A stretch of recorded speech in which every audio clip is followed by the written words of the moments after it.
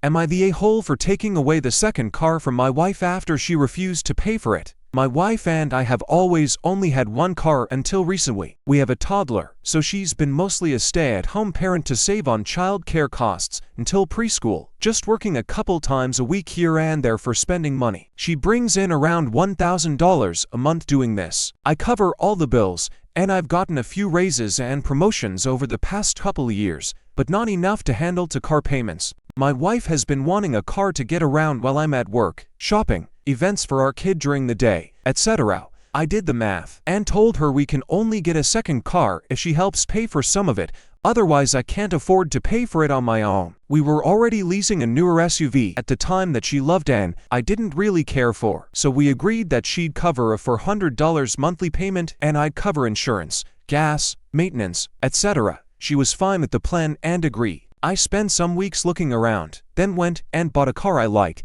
Now we have two vehicles. I didn't have to pay for the first 60 days on the new car, so let my wife save up money while I continued paying for the SUV payments. 60 days later, wife tells me she only has $300 of the $400 and is upset that I expect her to pay for the car she agreed to pay for. I just have her send the $300, cover the difference, and remind her that I can't afford cars, so it's important she budgets the money she earns properly. Keep in mind, she has no bills aside from like a credit card. The next week, she ran over something in the road and destroyed one of the tires, so I kept up my end and got the tire replaced and another tire patched for a couple $100. Next month rolls by and it comes time for the next payment.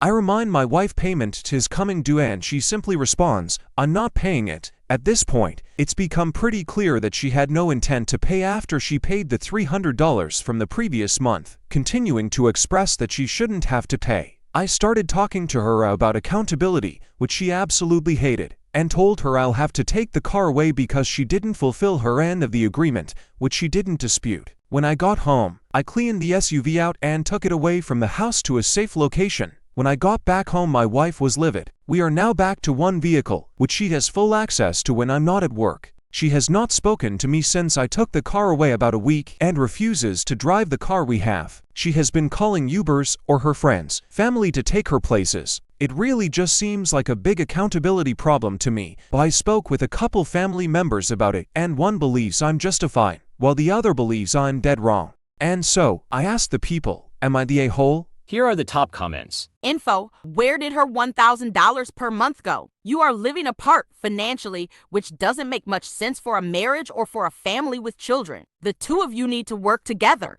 The big mistake here was OP taking the car out in his name. If they have separate accounts and the agreement was for her to pay the car, then the car should have been in her name. That way OP could just say, "I told you I couldn't afford the car. If you don't pay for it, it'll get repoed and your credit is the one going in the toilet." Not the a-hole. Your wife made an agreement and then has reneged on it, and it comes across as she wasn't intending to contribute in the long run. You've made it clear that you can't afford cars, so I'd either sit down with her and state she either pays the agreed amount or it gets sold.